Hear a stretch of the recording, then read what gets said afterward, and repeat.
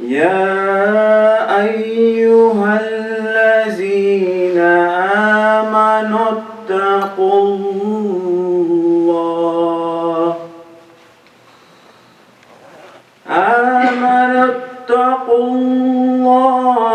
حق تقاته ولا تموتن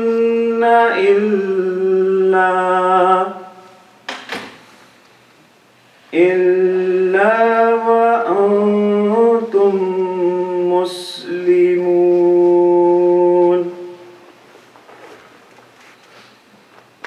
واعتصموا بحبل الله جميعا ولا تفرقوا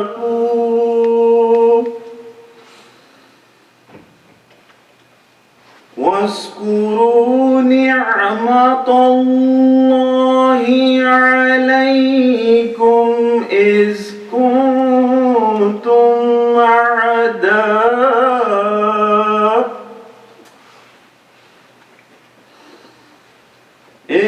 كنتم أعداء فألف بين قلوبكم فأصبحتم بنعمته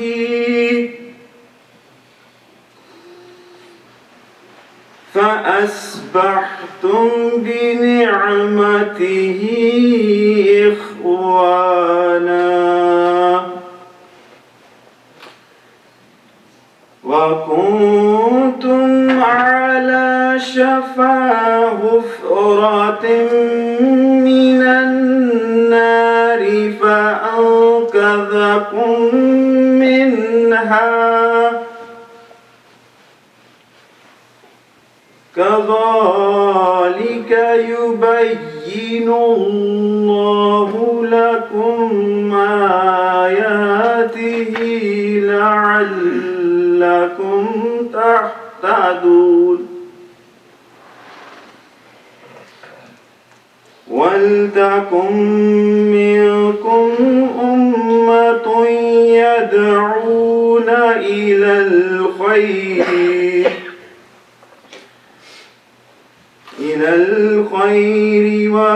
ويأمرون بالمعروف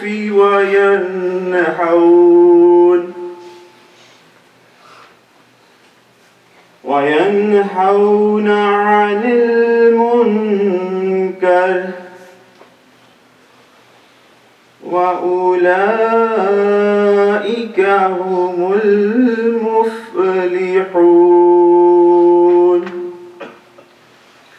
Translation.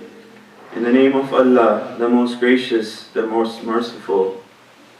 O ye who believe, fear Allah as He should be feared, and let not death overtake you except when you are in a state of submission. And hold fast altogether by the rope of Allah, and be not divided. And remember the favor of Allah, which He bestowed upon you when you were enemies, and He united your hearts in love, so that by His grace you became as brothers, and you were on the brink of a pit of fire, and He saved you from it. Thus does Allah explain to you His commandments that you may be guided. And let there be among you a body of men who should invite to goodness and enjoin equity and forbid evil, and it is they who shall prosper.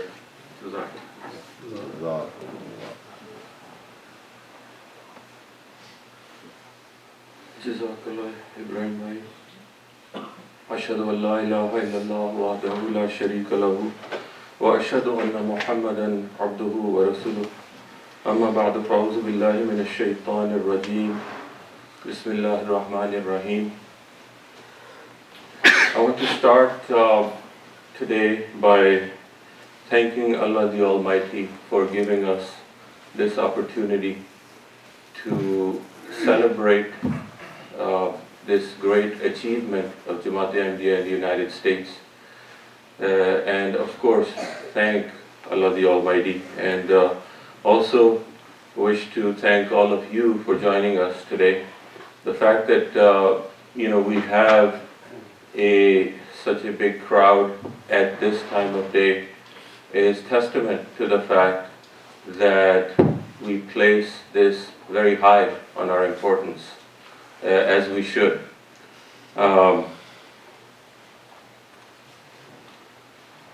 We have a very interesting program lined up for you, starting with this program, followed by breakfast, and a key component of today's activity is to thank Allah the Almighty by doing service for His creation. So we have a great service activity planned as part of this morning's program.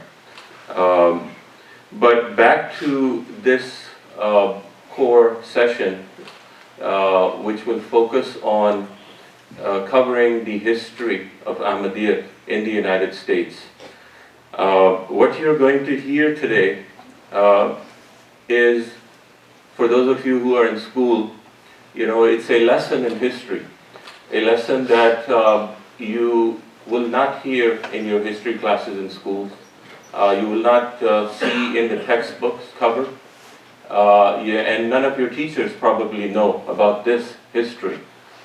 But it is our belief and it is our firm faith that one day this will become a crucial part of what the United States is.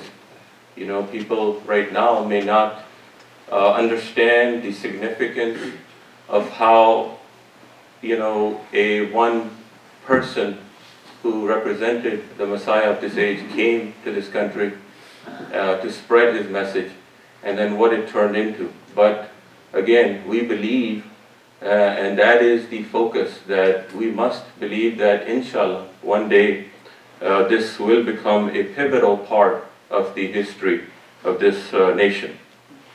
Now, there is a very nice slide deck that will be used to cover today's history, and that slide deck was put together by the National Public Affairs Department, and I also want to request prayers for them. They have worked very hard on this. In fact, the latest version of this slide deck was just sent a few hours ago, around 2 a.m. So they put a lot of effort into it, and the work that they put in will show in the slides that you're going to see. You're going to hear a lot of interesting information, things that, I had the opportunity to go through this slide deck when they were doing a rehearsal, and it is fascinating to see, a perspective across the past 100 years. And you're going to see you're going to hear a lot of interesting things, how this message of Ahmadiyyat was spread, how, it started from such meager, humble means to what we are today. But the pivotal fact that I request that we keep in mind is how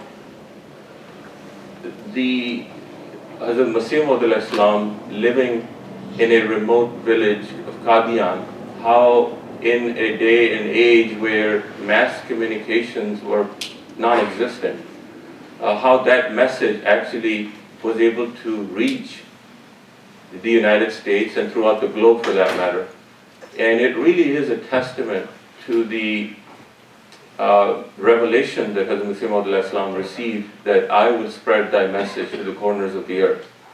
So with that perspective in mind, I hope you pay attention and you get a lot out of this. And with that brief introduction, I would like to invite Jalil Akbar Sahab to cover the first 40 or so years from 1920 to 1965 of Ahmadiyyat here in the United States.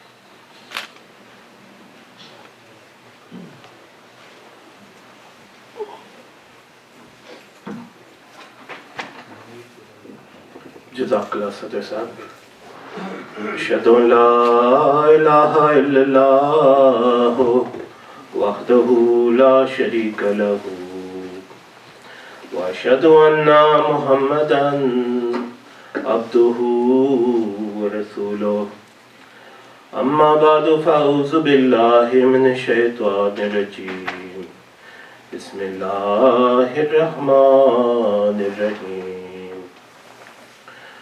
I'm going to begin my presentation. Audio video secretary, I will announce the slide number. Are you ready to?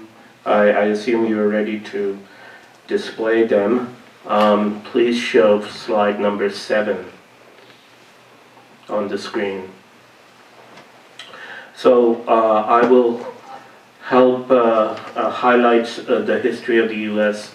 starting from 1920, but just to give a background, there is a history of the United States during the lifetime of the promised Messiah, and some of the main highlights of that are Hazrat Masih Maud Islam dealings and challenge to Dowie, an American evangelist here in the United States at the time, and secondly, the fact that an American who also later became the U.S. ambassador to the Philippines corresponded with the Prophet Messiah and accepted Islam, although technically he is not the first Ahmadi. His name was Alexander Russell Webb.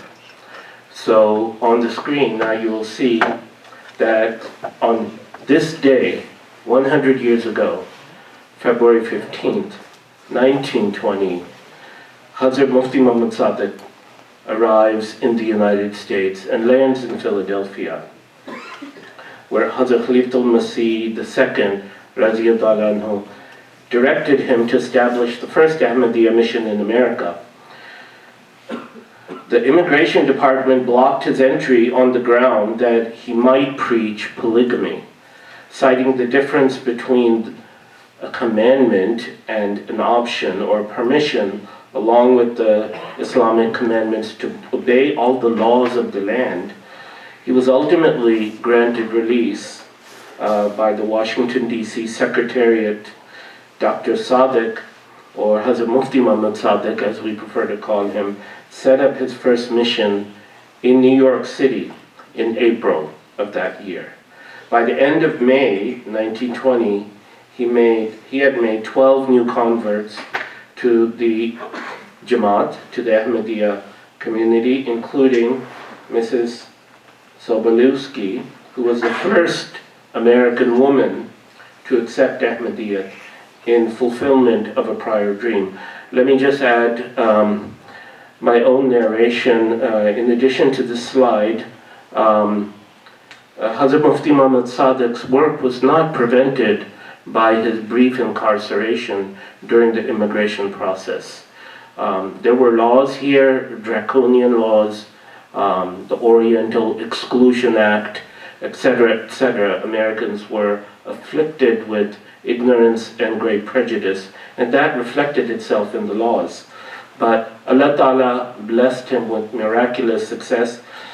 Even on the ship, the SS Haverford, on which he arrived via England, Hazrat Mufti Muhammad Sadiq brought the souls to acceptance of Ahmadiyyat. While he was being held in custody in Philadelphia, even during that time, he preached, and the souls who met him, the Americans who encountered him, they accepted Ahmadiyyat. So the spread of the light of Islam did not stop due to any difficulties. Indeed, let me bring you back 1400 years before to the prophecy of the Holy Prophet sallallahu alaihi wasallam, when the Holy Prophet sallallahu alaihi wasallam prophesied that the sun will rise from the west. And this is the fulfillment, beginning fulfillment of that prophecy. And let me just say that prophecy of the Holy Prophet sallallahu alaihi wasallam is the basis for the name of the journal which Hazrat Mufti Muhammad Sadiq started, the Muslim Sunrise. The word sunrise refers to the prophecy of the Holy Prophet that the sun will rise from the west. So the sun indeed started rising from the West during the lifetime of the promised Messiah and Hazrat Mufti Muhammad Sadiq's time. Please advance to slide 8 now. So, along with Hazrat Mufti Muhammad Sadiq, Hazrat Muslim Maud sent a message to the American nation, and Hazrat Huzur said the following: "Greetings. The pioneers in the colonization of the American land are always looked back upon with great honor and respect." Now let me interject here, the colonization of the American land. So Huzur is referring to the founding fathers who founded the United States during the era of the Revolutionary War. So we, as Americans, we respect the founding fathers and the struggle that they went through during the Revolutionary War and establishing the United States in 1776. So that is what Huzur is referring to. Their work was temporal, meaning temporary. But now, my dear brothers and sisters, Allah the Almighty has made you the pioneers in the spiritual colonization of the Western world. If you will work with the same love, zeal, sincerity, and loyalty as did your honor and respect and name will still,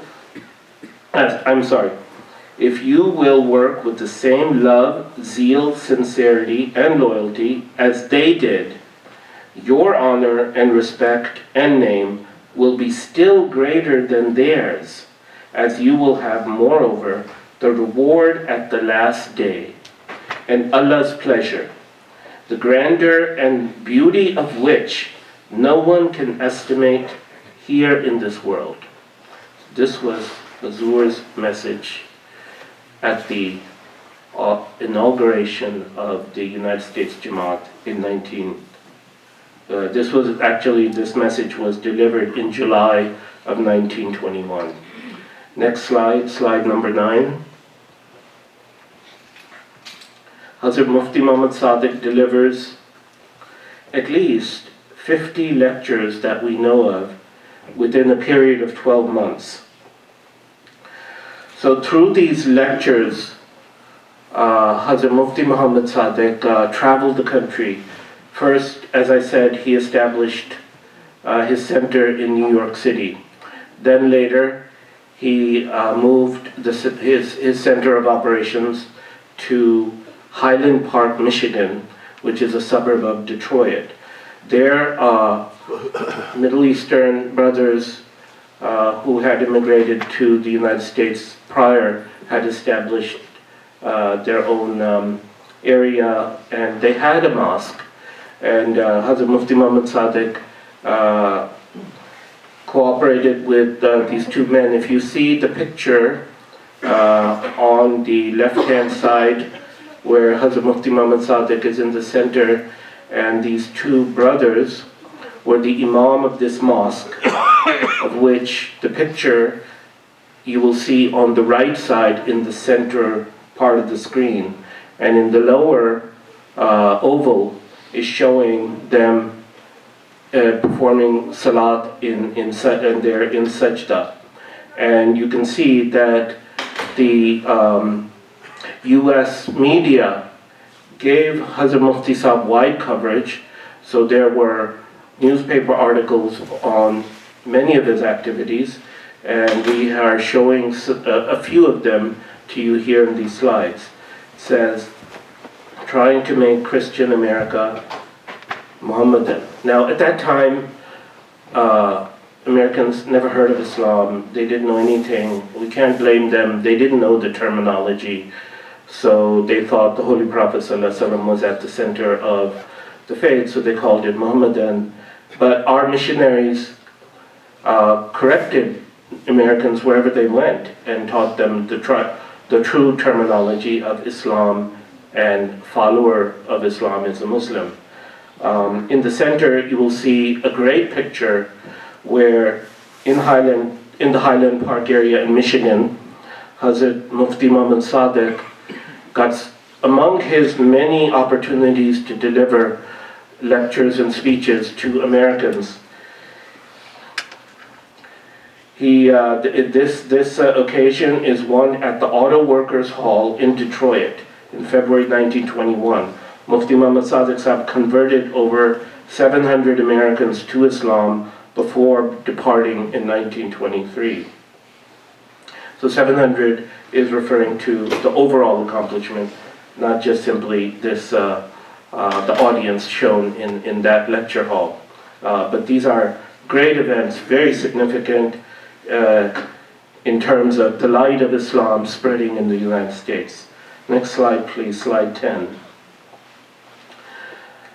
Then Hazrat Mufti Muhammad Sadiq Sahib moves to Chicago, and there he establishes the United States Jamaat's permanent headquarters and acquires what was then called the Sadiq Mosque on Wabash Avenue in Chicago, Illinois. From there, I know from my study of the history that Hazrat Mufti Sahib had 3 goals to accomplish during his missionary work here in the United States. One was to establish a local Jamaat here in the United States. The second was to establish a mosque for the Ahmadis who formed the Jamaat. And that also came true with the Sadiq Mosque that was established in Chicago. And third was to start a journal, like for example, the Promised Messiah in Qadian had started various newspapers and journals, and one of which for the Western world was the Review of Religion. So here in the United States, Hazrat Mufti Muhammad Sadiq founded the Muslim Sunrise, which was shown in the previous slide. You don't have to go back. The Muslim Sunrise was a great source of guidance for Americans who accepted Ahmadiyyat simply through reading the Muslim Sunrise. They were so enlightened. So on this slide, Chicago becomes the new headquarters for 700 Ahmadis in 1923. But the 700 refers to the entire United States Jamaat. Converts of all races were given Islamic names as recorded in the Muslim Sunrise. One newspaper quotes, Mohammedism is the solution of America's race problem, says Dr. Sadiq. Now in Paris on his way back to Bombay after converting 700 to the Muslim faith, mixed congregations of white and colored converts mingle without prejudice at the mosque at 4448 South Wabash Avenue. This was reported by a newspaper in August of 1923. Now, this report was given when Hazrat Mufti Muhammad Sadiq Sahib returned to Qadian. On his way, he stopped at Paris and delivered another address at a gathering in Paris of the Institute of Engineers. And on the top right, there are various pictures of the early converts during Hazrat Mufti Muhammad Sadiq's time that were printed in the Muslim Sunrise. In the right side, underneath the 100 years logo on your left side, was the next missionary to arrive after Hazrat Mufti Muhammad Sadiq. He worked here from 1923 to 1924, although the slide says 1926, but I double-checked this in the historical record last night, and I verified that he was here until 1924, not 26, because also there's a family tradition that's passed down to me by my grandmother that there were 3 years when there was no missionary in the mid-1920s until the third missionary arrived, who was my grandfather, Sufi Mutir Rahman Bengali. So anyway, Hazrat Maulvi Muhammadin was a companion of the Promised Messiah, and he came here as a missionary, and he worked for 1 to 2 years, and he continued the same work, and he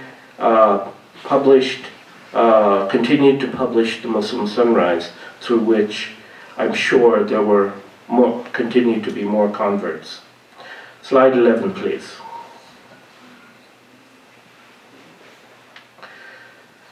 So the message of Ahmadiyya continues to spread in the United States. So on the top left, if you could advance to slide 11, please. Yes. So on the top left, you will see, well,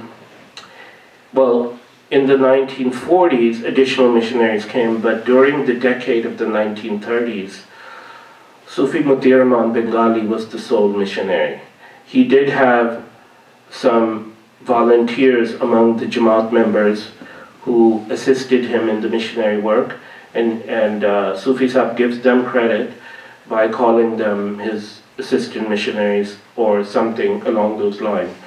So his picture is shown on the bottom center, of which we have a family, in my family, that same picture has been handed down to me, and I brought this to share with the membership. If you look at this picture closely, it really shows his spiritual light and his personality. So I brought this to share with you.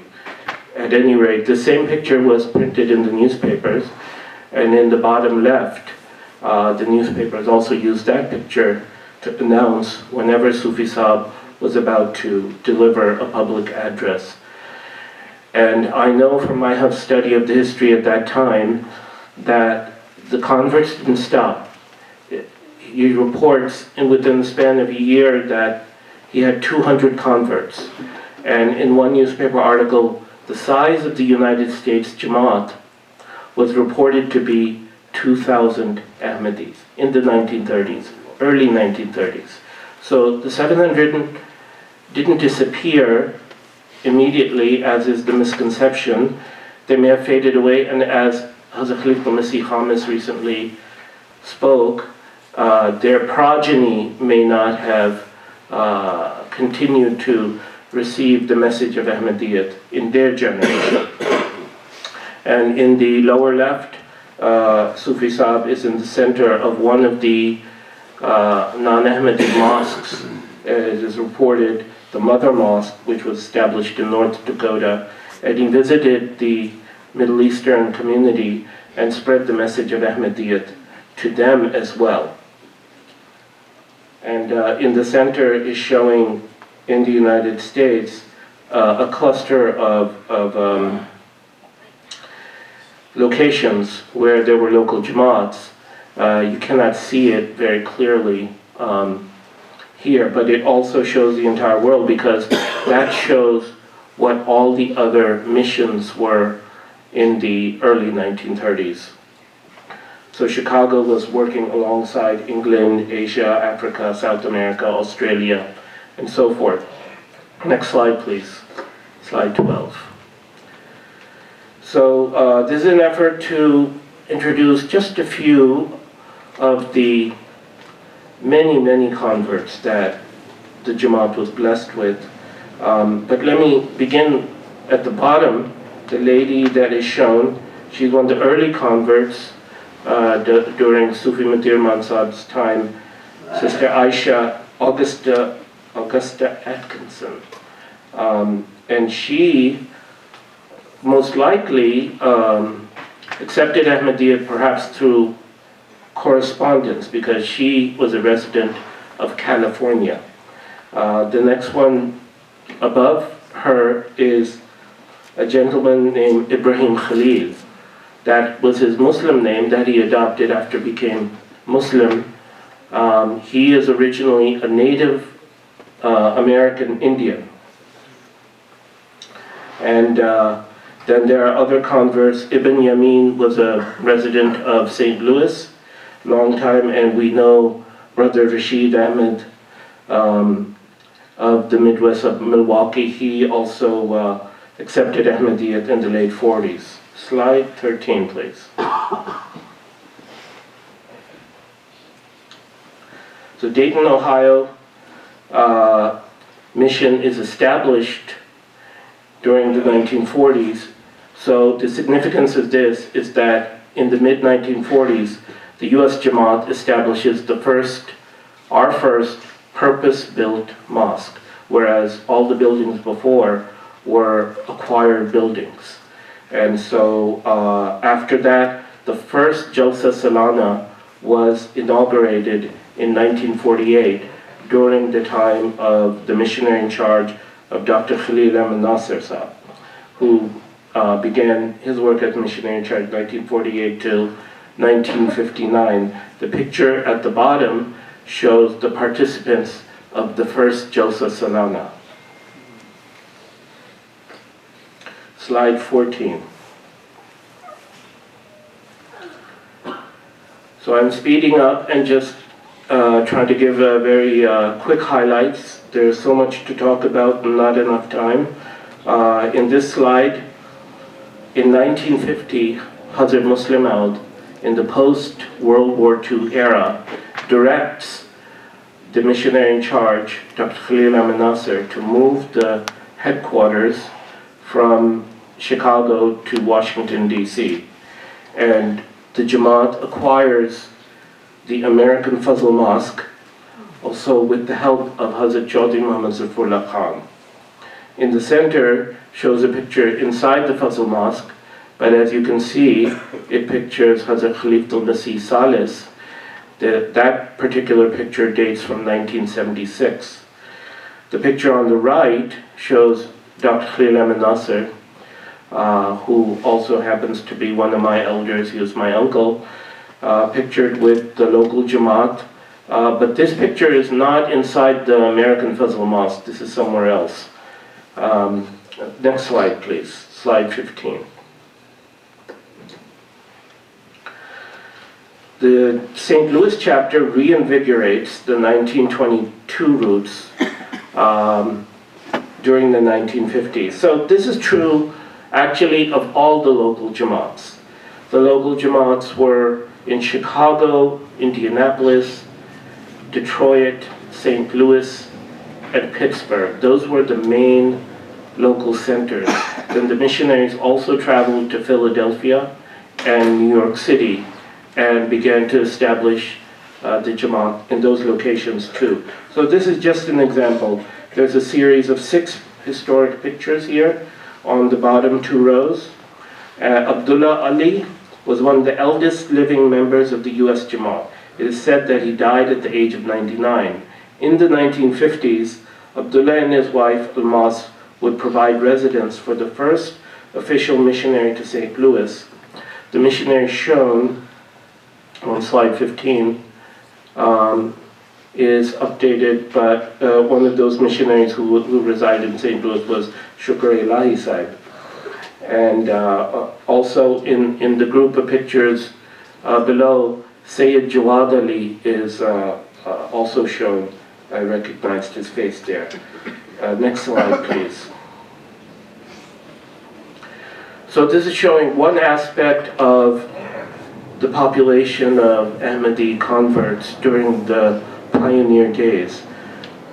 You know, the African Americans have had a very difficult history, and as they established themselves after the era of slavery and then suffered in the post-Civil War era through the Jim Crow laws and then the segregation and prejudice, as African Americans struggled to find occupations that they could use to support themselves, many of them became musicians. And from this musician group, not one group, but all over, there were talented people. 3 Ahmadi converts are highlighted here. Yusuf Latif Saab is at the top, and he passed away just recently. In the middle is Ahmed Said Saab, and at the bottom was a gentleman named Muhammad Sadiq. Now I don't have time to go into detail, but Muhammad Sadiq Saab at the bottom, I knew him personally for many years until he passed away in the early 90s. And I knew him. He was a very, very spiritual man. Now let me tell you, the quality of Ahmadis, don't imagine that these were Americans who were completely ignorant and they were just taught the ABCs and they couldn't do anything else. No, they were very spiritual and well trained, and their tarbiyat was very high, and their love for all and hatred for none, although we did not have the slogan back then, was very high, and they were the epitome of what an Ahmadi should be, and we can look back to them with great respect, and in fact, they are among the stars of the US Jamaat. So that brings my presentation up to 1959. There's actually a lot more information to cover, but it is now time for the next speaker. But before I conclude, I did want to share with you that the life of Rashid Ahmed is documented in the biography printed a few years ago in this green book called Perseverance. I recommend all of you read this. He was a convert during the time of my grandfather. And during the 30s, because the literature was very sparse, my grandfather wrote books for preaching to the American public based on his lectures.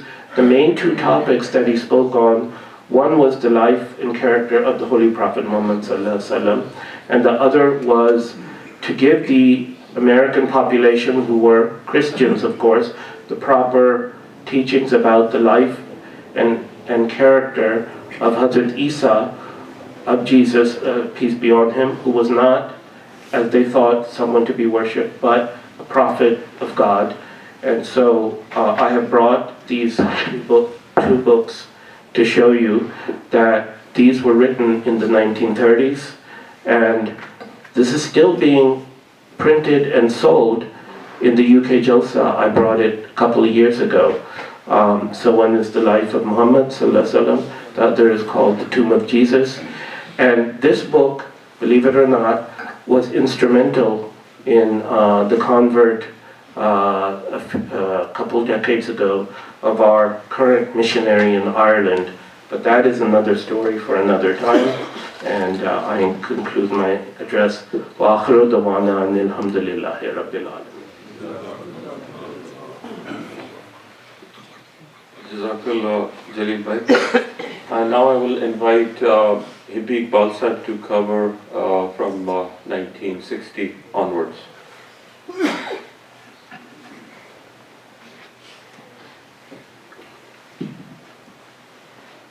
أشهد أن لا إله إلا الله وحده لا شريك له وأشهد أن محمدا عبده ورسوله أما بعد فأعوذ بالله من الشيطان الرجيم بسم الله الرحمن الرحيم.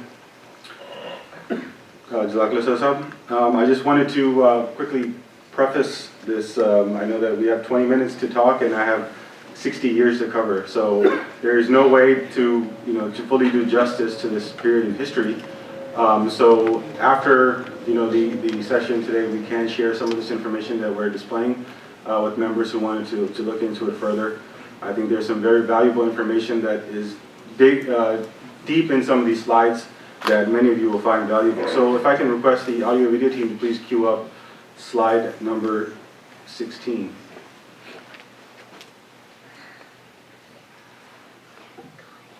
And one other thing, I know, so we're now getting into some of the more modern era. Many Ahmadis, by the grace of Allah, here in Virginia have are progenies of some of these prominent members or pioneers of the Jamaat, and some of you have been around for many of these years. So time permitting, at the end of today's session with Ustad's approval, if anybody wanted to share something specific, any reflections on anything that we cover here today, it would be interesting to hear. So 1960s, as Jalil Bhai mentioned, 1950s, a lot of African Americans had joined the movement through the efforts of our early missionaries. In 1960, the world heard about the Ahmadiyya Muslim Jamaat in the USA.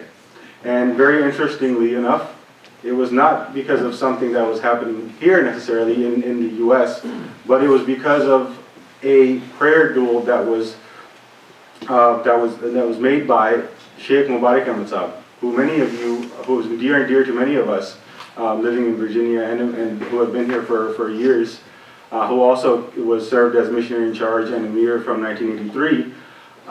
He had a prayer duel with a very prominent evangelical Christian, Billy Graham. So you might have heard of that name. He's someone who, Southern Baptist, Southern preachers who go about and propagate the message of Christianity. So while he was in Africa doing some mission work, Sheikh Mubarak Mosque challenged him to a prayer duel of basically curing 30 people with some sort of incurable disease and dividing those two up and then praying for them and seeing how many of those people actually made it through some of their ordeal. Billy Graham heard this from many people, heard this challenge from many people, and through that time of his in Africa, a lot of the news circulated throughout the world about this Muslim preacher, Muslim missionary who challenged this big, great Christian pastor to a prayer duel. So there's been a lot of news coverage. There's some articles that are here, and eventually, Billy Graham declined that prayer duel, and it did have an impact on him in minds of many for declining this prayer duel. If you want, and so basically Americans took note of this because Billy Graham was a big name. So Americans heard about the Jamaat even more so locally through this prayer duel in Africa. If you can go on to the next slide. And I wanted to just set the stage in 1960. So 1960, if you were to just go back and think about what was going on back then, the civil rights movement, the Vietnam War, you had the Cuban Missile Crisis, you were in the heart of a Cold War, assassinations of prominent figures such as Martin Luther King and JFK. So 1960s was a pretty intense decade, a lot of things going on. And imagine being an Ahmadi African-American convert in the 1960s. Black pride, black power, those things were on the rise. There was a huge uproar of people wanting to represent themselves of that black identity.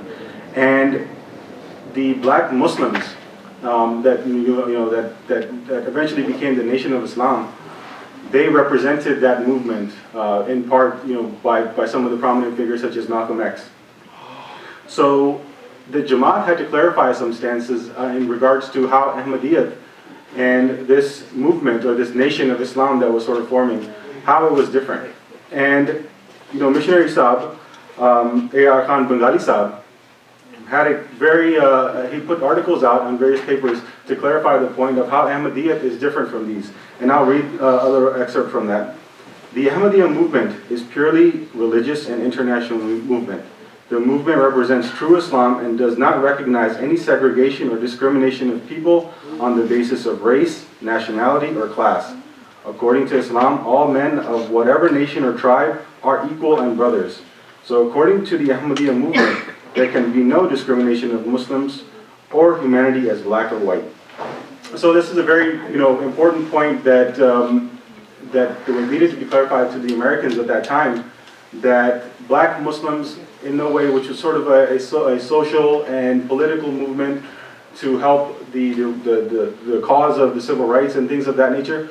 This is a spiritual movement. The Ahmadiyya Muslim community is a spiritual movement. Also, the Ahmadiyya Muslim movement at that time had an impact on some of these prominent African American leaders. Malcolm X, while he was imprisoned, learned from a Ahmadi Imam. He learned the Arabic prayer from an Ahmadi Imam who would come and visit him and send him information. So there is a very deep-rooted history of the rise of Islam in the U.S. throughout all parts or all areas as well. We can move on to the next slide.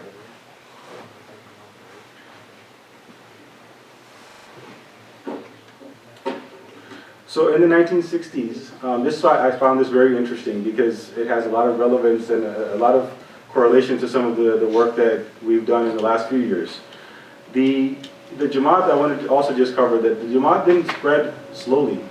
It wasn't some slow trickling thing where members came.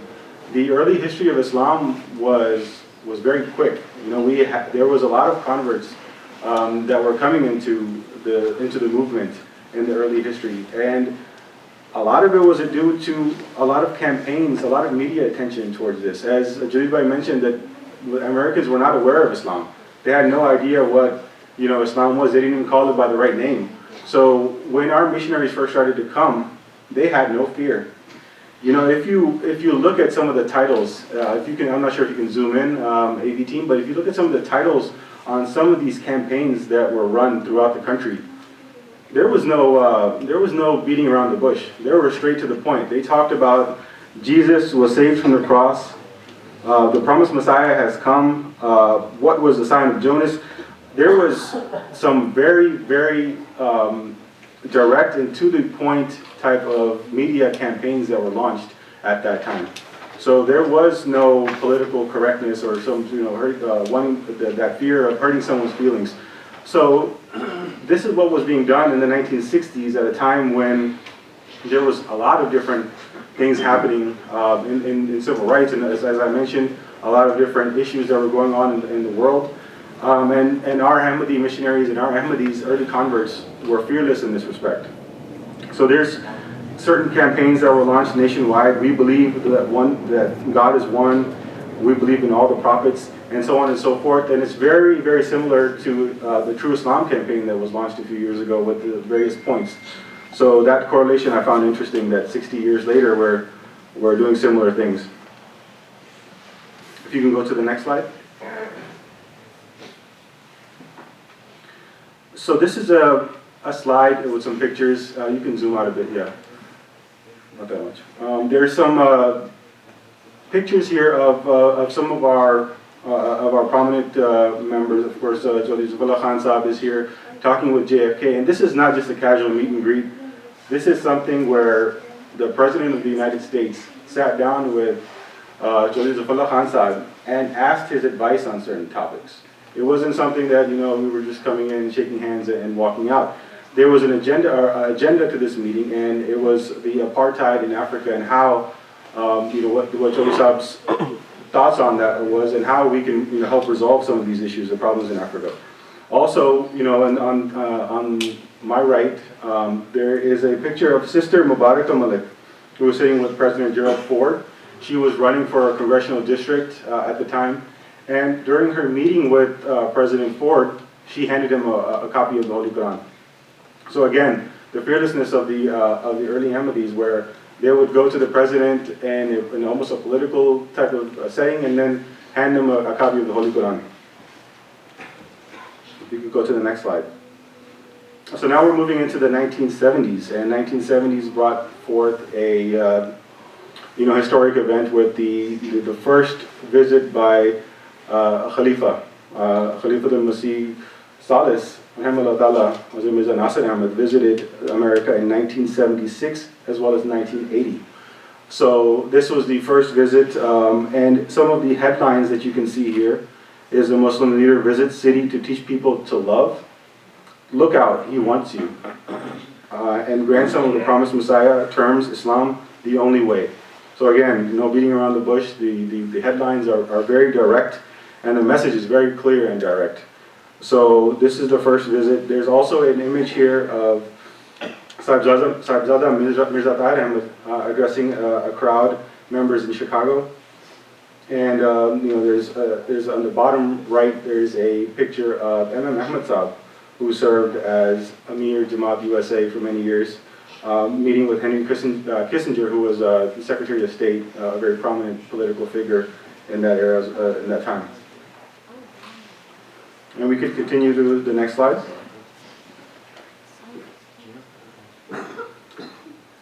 One thing I just overlooked, as you know, in 1974, there was a declaration of, you know, the Constitution of Pakistan passed the amendment declaring us as non-Muslims. So from here on forward, you will see sort of how the progression of the Jamaat in America and throughout the world sort of took flight.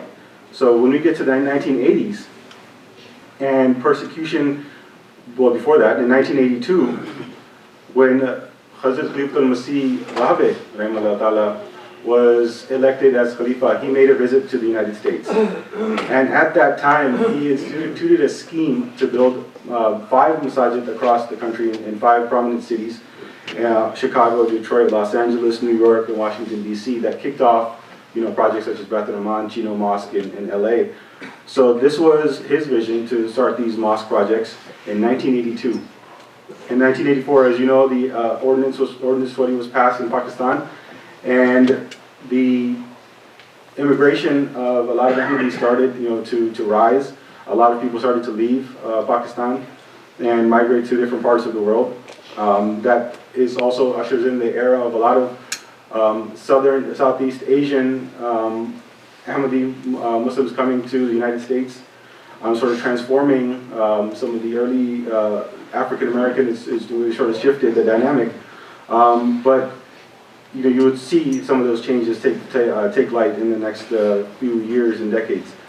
So in 1983, a very important historical thing was the first martyr in Jamaat Ahmadiyya USA, Dr. Muzaffar in Detroit, who was at the masjid where 2 assassins pretty much came in and killed him in cold blood, martyred him in cold blood. Interestingly enough here that those 2 assassins never made it out of the masjid. They burned the masjid down and themselves with it. So this shows you, another sign that they, in their foolishness and stupidity, took their own lives at the same time. So it's a sign in that regard. Also in other visits of Khalifatul Masih Rabi in 1987, 1989. We can go on to the next slide. And as I mentioned, after 1984, this slide sort of illustrates the growth of the Ahmadiyya Jamaat in the world after that ordinance was passed.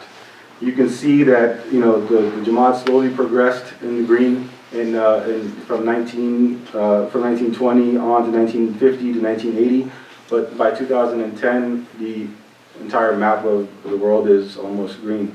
And you can also see the Ahmadiyya Muslim community, the mosques rose, and I'll also show a quick. There's another PowerPoint that talks about the rise of the increase in the mosques and missionaries that came to the U.S. as well. Next slide, please. In 1994, there was an historic move of the headquarters of the Ahmadiyya Muslim community in the USA to Beth Rahman upon its inauguration, which was inaugurated by Khalifatul Masih IV. And this sort of ushered in a growth in the Jamaat where now we had a prominent place where we can call sort of our headquarters. It was large enough to serve a lot of our needs, and it was further enhanced in the 2000s. So this sort of was the start of the mosque building and a lot of the work that was happening across the country. In 1993, many of you will remember the launch of Muslim Television Ahmadiyya, MTA, which was at that time only broadcast for a couple of hours a day. I remember it used to be broadcast viewing for us as children. When it would come on, we would sit and just look in awe at how the message of Ahmadiyya was being broadcast across the world via satellite. Next, you can go to 2010s. So we're moving right along. So 2000s. 2010, sorry. So 2000 and 2000. This is so lawmaker. So this is the early public affairs work that had started in the early 2000s, where members of our community started to engage with our officials, lawmakers, and not only by asking them for assistance or asking them for things, but also providing them valuable information about Islam Ahmadiyyat through the launch of various campaigns. We started to launch Muslims for Peace, Muslims for Life. You've heard of all of those. So through that, we started to educate the American population on the basics of Islam, because throughout the years, it was corrupted by media and various other extremists. So this is the start of a lot of the work that happened to sort of bring that education back to the lawmakers and back to the public. 2010, there's a picture there of the attacks in Pakistan. So that's just another thing that sparked some of the outreach that we were doing here in the U.S. If you can move to the next slide. 2008, I just wanted to cover, that's the first visit of Khalifatul Masih al-Khamis, Ayyadullah Ta'ala bin Nasr al-Aziz, to the U.S. upon his election as Khalifa. So 2010, upon guidance, further guidance from Khalifatul Masih, more engagement was done, led by Hazur himself, through his speeches at various public forums, to Congress, to parliaments of various countries. So led by Hazur, engagement was done at all levels of all government levels. In fact, for this event, we received 5 or 6 proclamations, recognitions from various officials in Virginia, congratulating us on our 100-year centennial, also just congratulating us for the service that we've provided to the community. So this is all through the blessings of Khilafah that we're able to do this. We have a 40-plus caucus, Ahmadiyya Muslim caucus, of congressmen and women who are well versed in the Jamaat and a lot of the work that we're doing. And this is also where we provided feedback in terms of the other religious minorities that we are also fighting for, the Uyghur Muslims and the Rohingya Muslims as well in the past few years. So that brings us to 2020, where we are today. So 2020 obviously marks the 100-year centennial of Jamaat Ahmadiyya USA, as we're all celebrating here. We started the day with the Hajjat prayer and Fajr prayer, and it doesn't stop here. Throughout the year, there is going to be several other events that are going to be directed at the public as well. This is more internal for us to understand our own history, but also going forward, there will be some public events such as an iftar dinner, Muslims for Remembrance, Muslims for Loyalty programs during July 4th, Muslims for Life in September, and then also our Jalsa, obviously, where a lot of guests take part and join.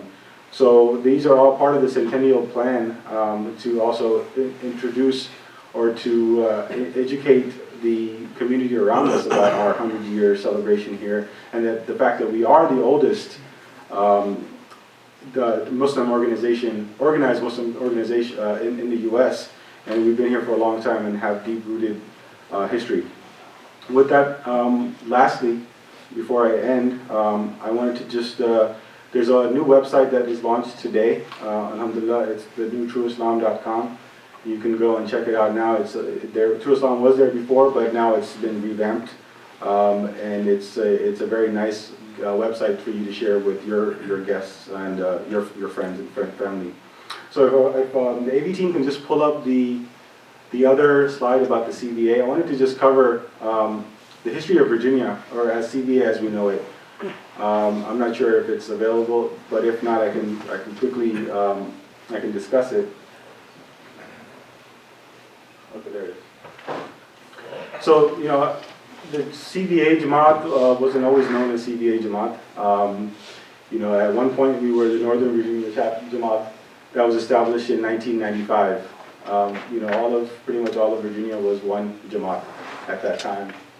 And in 1998 we purchased this site where we're at now with Masjid Mubarak. In 2000, we moved into, we started, at this point, before, in the 90s, Fazl Mosque in DC used to be the headquarters of pretty much every Ahmadi living in the DMV area.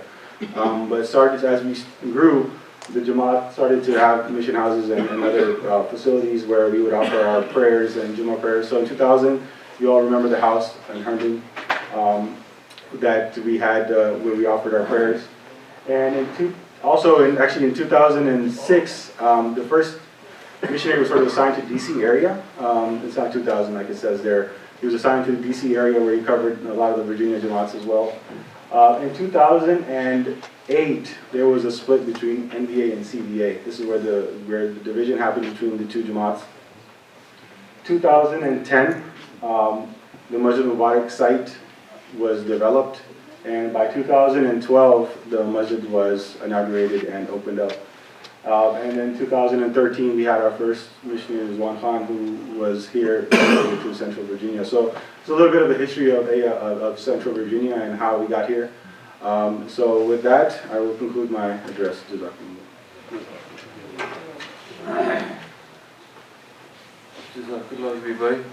Next, I would request Murabbi Saab to give an address on the future of Ahmadiyyat in the United States.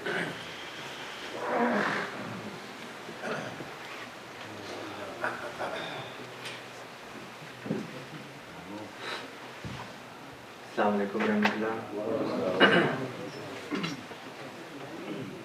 Ashhadu an la ilaha illallah wahdahu la sharika lahu wa ashhadu anna Muhammadan abduhu wa rasuluh. Amma ba'du fa'udhu billahi minash shaitanir rajim. Bismillahir rahmanir rahim. وَإِذْ قَالَ إِبْرَاهِيمُ رَبِّ أَرِنِي كَيْفَ تُحْيِي الْمَوْتَى. Remember the time when Abraham called out to his Lord saying, "My Lord, show me how you give life to the dead."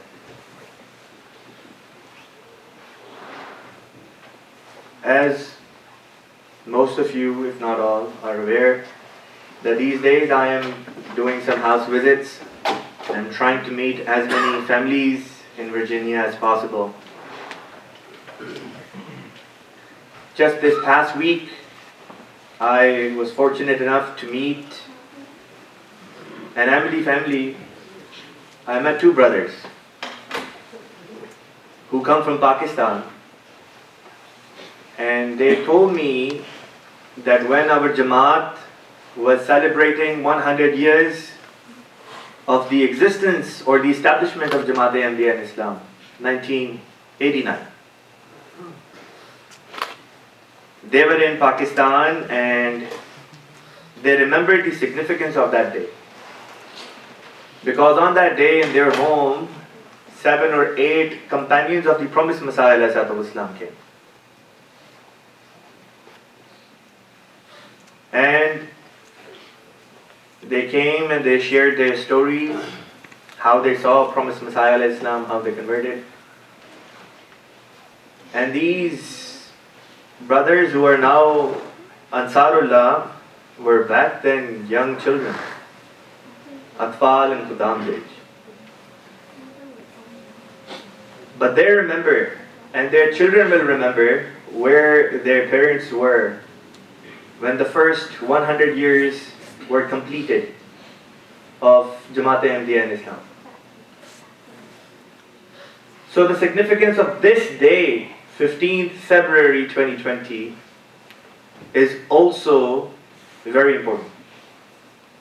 Because this day marks the completion of 100 years and also the beginning of the next 100 years.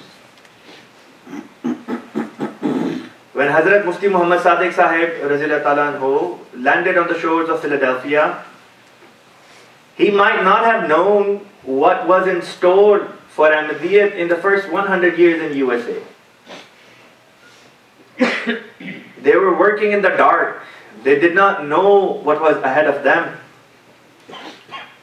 They had to start from the scratch. They had to build something that could eventually evolve into what we have today 100 years on. But what does the next 100 years hold in store for Jamaat Ahmadiyya in the United States of America is what I'm going to be talking about. Yesterday after Fajr Salat, one of my very dear brother and someone who is very dear to me approached me and said to me, he said that, "What are we celebrating? What exactly is it that we are celebrating? Are we celebrating that we have close to 100 mosques in the United States of America in these 100 years? Are we celebrating the fact that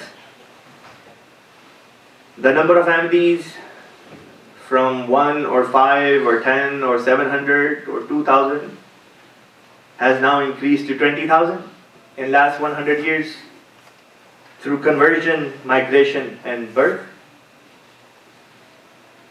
Or are we celebrating the financial sacrifices and the collective budget of our Jamaat, which was at one point in time used to come from the Markaz of Jamaat, which was Qadian? And now we are not only self-sufficient, but we're also supporting other countries. What is it that we are actually celebrating? So it got me thinking. So last night I met an Ahmadi businessman, and I asked him one very simple question. I said, how do you gauge success at the end of each year when you close the books? What's the yardstick? How do we measure our success and progress? So he shared a very interesting response. He said that when they close their books, they don't only look at the positives, but they also look at the negatives, the shortfalls, the mistakes and the errors that they made, so that moving forward, the same mistakes are not replicated. And without this step, no real progress can ever be made. Otherwise, we will take one step forward and 2 steps backward. I couldn't agree more.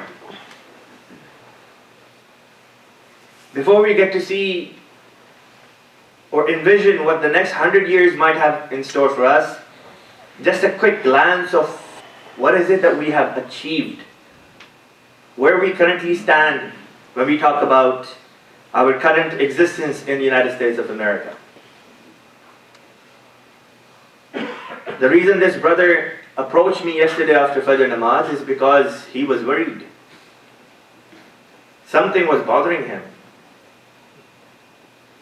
He is a namazi, a righteous man, and I can attest to that because I see him. But he wasn't worried about his namaz, he was worried about the namaz of other individuals who were not coming to the masjid. He pays his chanda to the dot, to the cent that he makes. But he's not worried about his chanda because he knows that he is doing the right thing.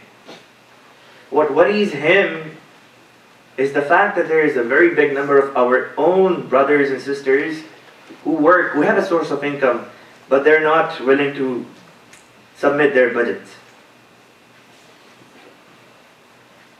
So, it begs the question. This is where we are.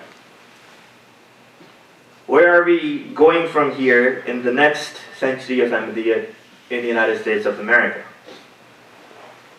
I remember when I was in Jamia Ahmadiyya, Canada, my very dear, beloved Maulana Mubarak Sahab, may Allah Ta'ala give him long and prosperous life, he shared an anecdote once, and it became etched, it became imprinted on my brain, on my mind, to this very day. He said that there was an old man who was planting a tree. He was planting a fruit tree. And a young man was passing by who saw this elderly gentleman, and in a very mocking way said to this elderly man, "Why are you planting this tree when you won't even live to eat its fruit?" And this old man very aptly replied, saying, "My dear son, I ate from the tree that my ancestors planted. And today I am planting the tree that my children and their children will eat from." This captures the essence of how we ended up here. Whether it was Hazrat Mufti Muhammad Sadiq Sahab Razillah Ta'ala Anhu or Rashid Ahmed Sahib American, may Allah have mercy on his soul as well. Whether it was Sufi Matiur Imam Bengali Sahab, Rahimahullah, or other individuals. whether it was Sheikh Mubarak Mosque, rahmahullah. It was the sacrifice that our ancestors made that you and I are benefiting from, that we are reaping the fruits of. So now, the question is, are we planting the seeds to the trees that our future generations will be benefiting from?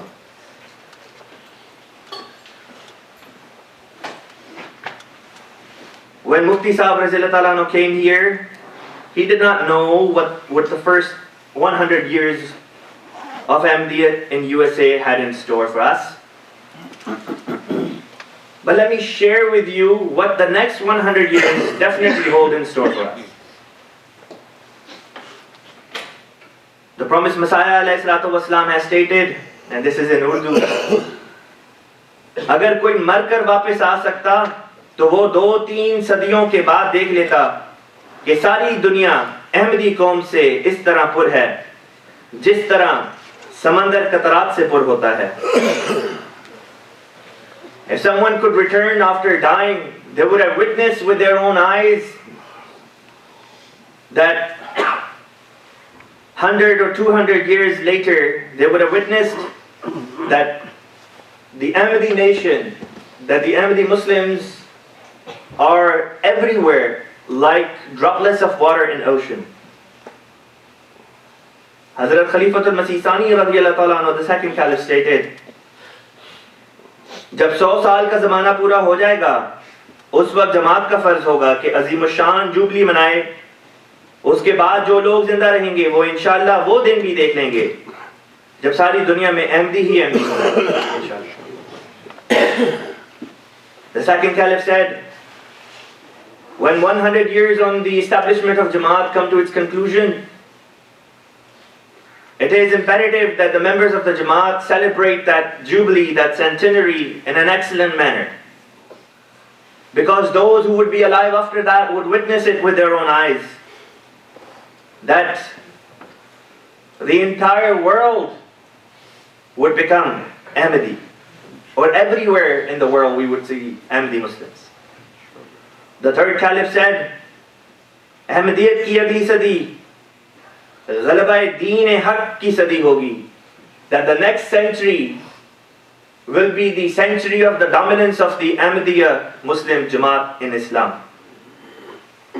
And Khalifatul Masih Rabi rahmahullah ta'ala then, in a very prophetic way, stated, मैं खुशखबरी देता हूँ कि अगली सदी में तुम ये नज़ारा देखोगे कि अज़ीमुश्शान ताकतों के पहाड़ रेजा रेजा करके हमवार मैदानों की तरह तुम्हारे सामने बिछा दिए जाएंगे और अहमदियत की फतह के घोड़े दंदनाते हुए उनकी छाती के ऊपर से गुजरते चले जाएंगे. He said, I give you glad tidings that in the next century of Ahmadiyyat, you will witness, you will behold this scene, this sight with your own eyes, that great world powers will be humbled before you and Ahmadiyyat will be victorious. This is what Ahmadiyyat has in store for us in the next 100 years, inshallah. But it begs the question, collectively as a Jamaat, are we progressing? Are we progressing at an individual and at the family level? Each and every single one of us needs to ask these 4 questions. Let's do this exercise right now. I'm going to ask these questions and I want you to sincerely answer every single one of these questions in your own heart. You don't have to say out the answers out loud. But be sincere to yourself when you answer these questions. Question number 1. Am I financially better off than my parents' generation? Question number 2. Am I physically in a better place than my parents' generation? Question number 3. Am I spiritually in a better place than my parents' generation? And question number 4. Are my children closer to Allah than I was at their age? Or are they worse off? If our answers reflect that we are worldly better off than our previous generation, but spiritually worse off, then we are, my dear brothers and sisters, suffering from a spiritual stagnation. If we desire to be given a new spiritual life, if we desire to be woken up from this state of spiritual slumber, then we must do what Allah said to Ibrahim alayhi salam in the verses with which I began my talk. Ibrahim alayhi salam asked Allah Ta'ala to show him how life is given to dead people, how life is restored to spiritually dead.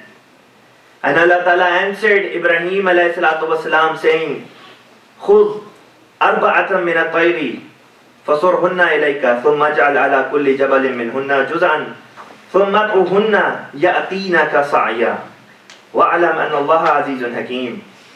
Take 4 birds, attach them to yourself, and then place them on different mountains, and then call them towards you and they'll come running towards you.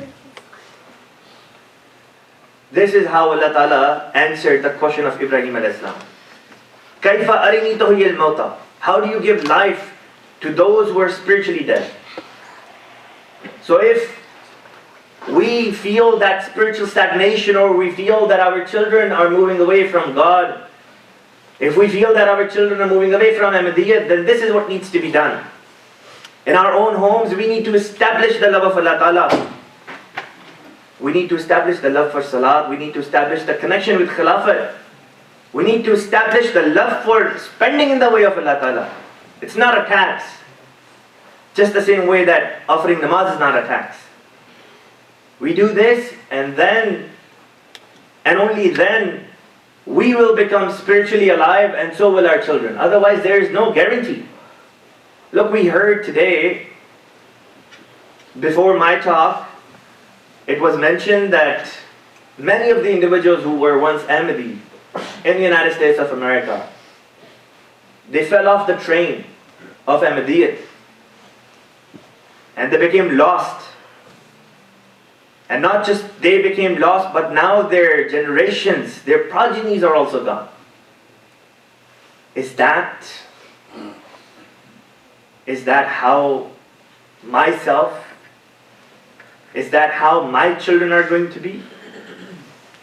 Is that how you and your children are going to be? That's the real question here. Why did Allah Ta'ala talk about Ibrahim in the Quran? Why Ibrahim and why not someone else? Because 4 things happened, and they encapsulate everything we're trying to achieve here. 4 things. The reason Ibrahim alayhi salam was mentioned is because a man loves his own life the most. There is nothing more dearer to us than our own existence. Ibrahim alayhi salatu wasalam was willing to jump in the fire for the sake of Allah Ta'ala. That's why Allah Ta'ala chose Ibrahim. A man loves his wife after his own self the most. Ibrahim alayhi salam, at the behest of Allah Ta'ala, left his wife Hazrat Hajra alayhi salam in the wilderness of Makkah. A man loves his children the most after his own self and his wife. Ibrahim alayhi salam, for the sake of Allah Ta'ala, left his only son. He was 85 plus when he was given a son. He left his only son in Makkah, knowing that they may die, they may perish any minute. But he had faith in Allah Ta'ala. And last but not least, a man loves his wealth. A man loves his wealth. This is why it's very difficult. 50% of our members have not submitted their budget. It has to be the love of the wealth.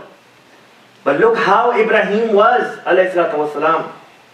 He parted ways with his own family business. You know what his family business was? Making idols. And it was a very good business back then. He gave up his family business for the sake of one true God. Whatever makes us these four things that I mentioned, he gave everything up. And when he did that, you know what Allah did? Allah said, Ibrahim was a one-man nation. Till the day of judgment, people will remember the name of Ibrahim alayhi salatu wasalam. That's how we should be remembered when we present sacrifices for the sake of Ahmadiyyat. I end my speech with a couple of more things.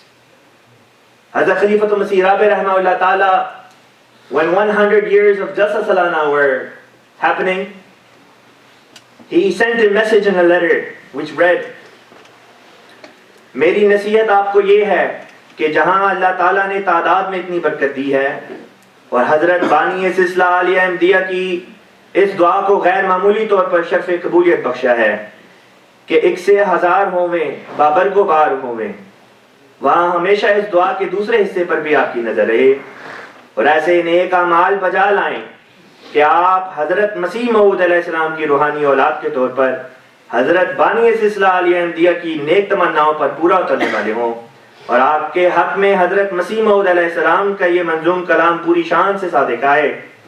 अहले वकार होवें, फखरे दयार होवें, हक पर निसार होवें, मौला के यार होवें।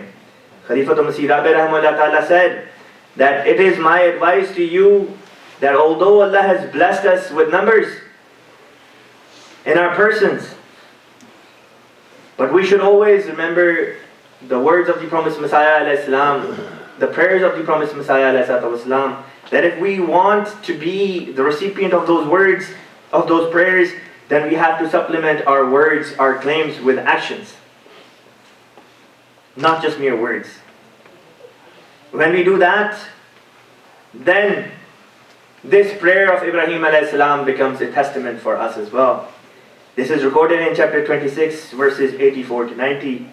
رَبِّ هَبْ لِي حُكْمًا وَأَلْحِقْنِي بِالصَّالِحِينَ وَاجْعَلْ لِي لِسَانَ صِدْقٍ فِي الْآخِرِينَ وَاجْعَلْنِي مِنْ وَرَثَةِ جَنَّةِ النَّعِيمِ وَلَا تُخْزِنِي يَوْمَ يُبْعَثُونَ يَوْمَ لَا يَنْفَعُ مَالٌ وَلَا بَنُونَ إِلَّا مَنْ أَتَى اللَّهَ بِقَلْبٍ سَلِيمٍ. My Lord, bestow wisdom on me and join me with the righteous, and give me a true reputation among posterity, and make me one of the inheritors of the garden of bliss, and disgrace me not on the day when they will be raised up, the day when wealth and sons shall not avail, but he alone will be saved, who brings to Allah a sound heart. तू मेरे दिल की शशहात बने, एक नई मेरी कायनात बने, सब जो तेरा है लाख हो मेरा, तू जो मेरा बने तो बात बने, नीच है तुझसे मुनकते हर जात, जिसका तू हो उसी की बात बने। वाखिर दावाना अल्हम्दुलिल्लाहि रब्बिल आलमीन।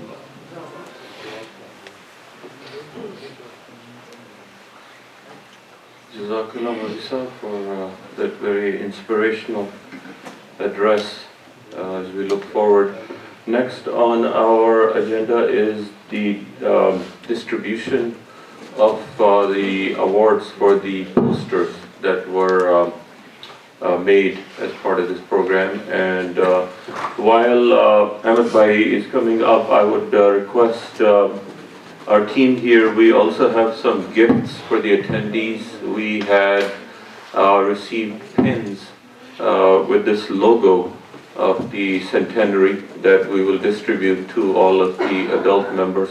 And then we also have pens with the same logo that will be given to children and adults alike.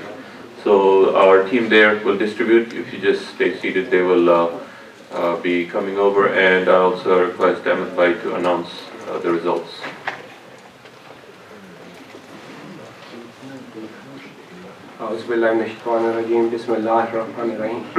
So Alhamdulillah, we received 20 submissions from Nasrat and 3 submissions from Iqbal. So Iqbal made the job of judges very easy.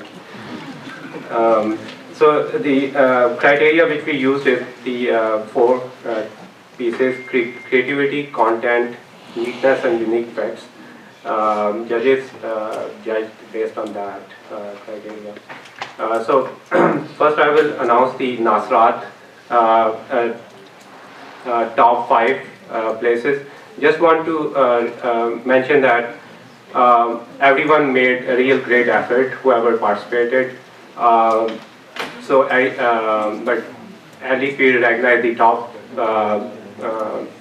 positions, but everyone will get a chocolate as well. So I will request on the lady side, if Sadr Sahiba Lajna and Secretary Sahiba Nasrat, if they can distribute these prizes. So on the girls side, Zara Lake Sahiba, then Sara Chaudhry Sahiba, third was Fimi Anas Sahiba, fourth was the a combined effort by Heba and Priya Iqbal Sahiba, and fifth one is Aisha Mubashir Sahiba. So these were the girls one. Now on the boys side, we only got 3, but so we recognize all the 3. The first was Farhan Rizwan Sahib. So do we have Farhan Sahib or his dad? Farhan, you can come and receive your award.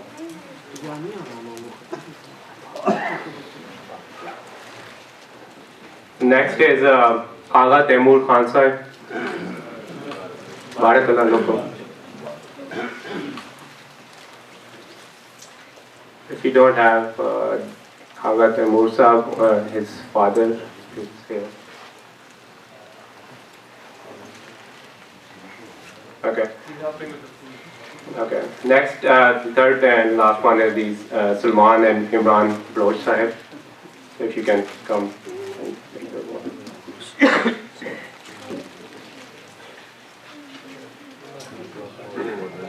Jazakallah.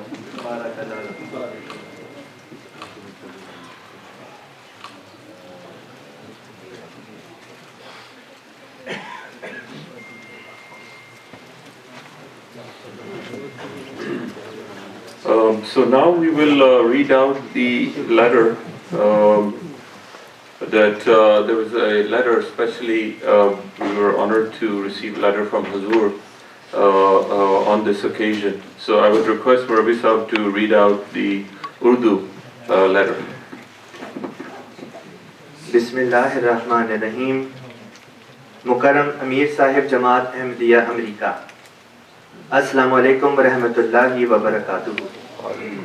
आपने जमात Ahmadiyya America के क़याम को 100 साल पूरे होने पर इजहार तशक्कुर का दिन मनाने के लिए जमात अमेरिका के नाम पैगाम भिजवाने की दरख्वास्त की थी। हज़रत मुफ्ती मोहम्मद सादिक साहिब रज़ी अल्लाह ताला अन्हो आज से ठीक 100 साल पहले 15 फरवरी को इमामुल ज़मा हज़रत अक़दस मसीह मऊद अलैहिस्सलातु वस्सलाम का जो पैगाम लेकर वहाँ गए और जिस रूह और जज्बे से उन्होंने काम किया और बहुत सी सईद रूहों को इस्लाम अहमदियत में दाखिल किया, अफसोस कि उनके बाद वो नस्लें अहमदियत से दूर चली गईं और जमात से संभाली नहीं गईं। इस पस मंज़र में इस मौके पर एक तो मेरा आपको ये पैगाम है कि आप भी आज उसी जज्बे और रूह के साथ एक बार फिर अमेरिकन कौम को इस्लाम अहमदियत का पैगाम पहुँचाने के लिए अपनी तमाम तर इस्तेदादों के साथ मसरूफ़ अमल हो जाएं। और दूसरे, उन सईद रूहों की वो नस्लें जो पहले हमसे संभाली नहीं गईं,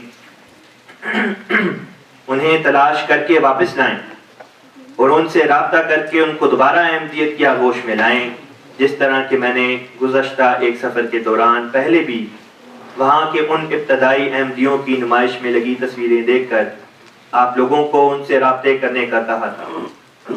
इसलिए अब ये 100 साल सिर्फ गुजरे हुए 100 साल मनाने के लिए ना हो, बल्कि एक नए जज्बे के साथ अहमदियत की तालीम और तबलीग को फैलाने के लिए अपने आप को वक्फ कर देने के हों और हज़रत मुफ्ती मोहम्मद सादिक साहिब रज़ी अल्लाह ताला अन्हु वाले उस जज्बे और रूह को अपने अंदर जिंदा करके सईद रूहों की तलाश का काम करने के हों, ताकि आइंदा जिस जिस तरह वहाँ जमात फैले उसी तरह उसकी तालीम और तरबियत के इंतज़ाम भी होते रहें। अल्लाह आपको इसकी तौफीक दे और सारी अमरीकन जमात को मिलकर इस मकसद के हसूल के लिए मेहनत और कोशिश करने की हिम्मत और ताकत अता फरमाए, ताकि जल्द ये मुल्क भी इस्लाम अहमदियत की आगोश में आकर अल्लाह और उसके रसूल सल्लल्लाहु अलैहि वसल्लम के नूर से मुनव्वर हो जाए। आमीन। वस्सलाम। खाकसार मिर्ज़ा मसरूर अहमद खलीफतुल मसीह Khan.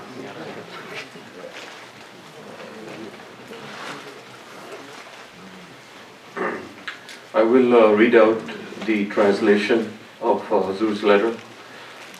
Respected Amir Sahib Jamaat Ahmadiyya USA, Assalamu alaikum wa rahmatullah.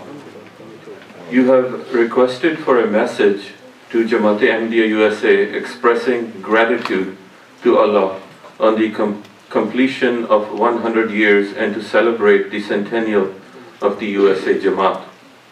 Exactly 100 years ago today, on February 15th, Hazrat Mufti Muhammad Sadiq Sahib Razillah Anhu arrived there with the message of the promised Messiah alayhi salam and the spirit and enthusiasm with which he worked, and many virtuous souls entered the fold of Islam Ahmadiyyat.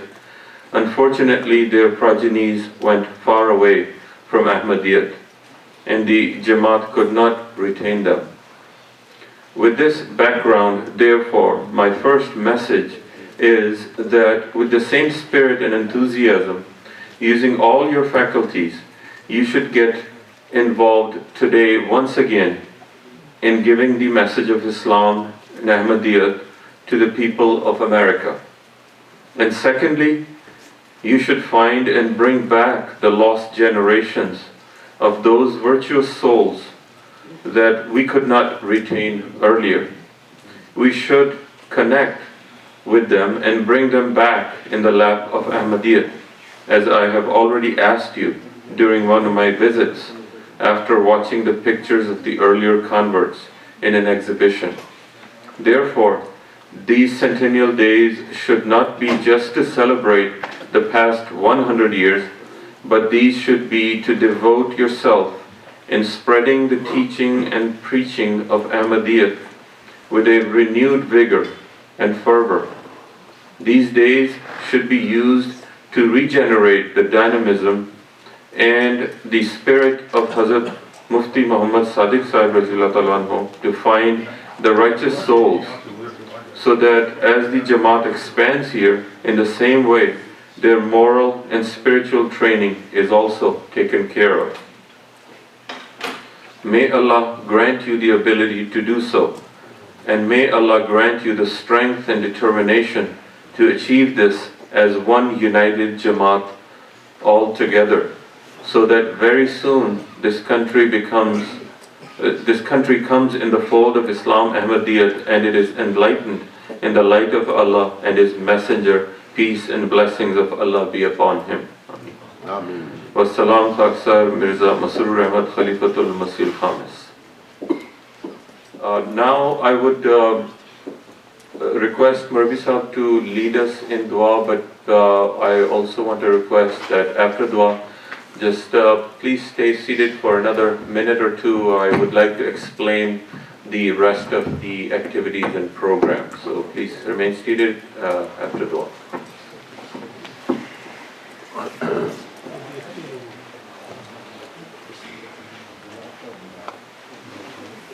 Please join me in dua. Dua for me.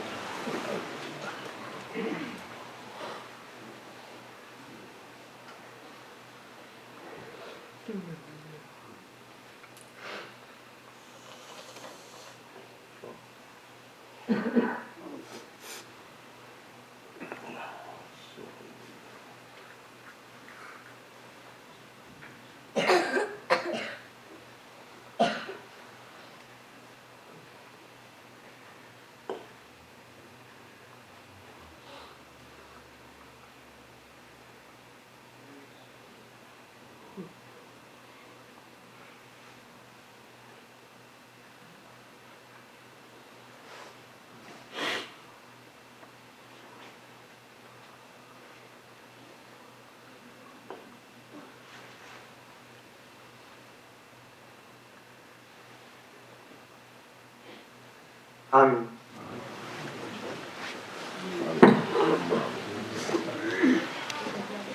Jazakallah. The one announcement I wish to make is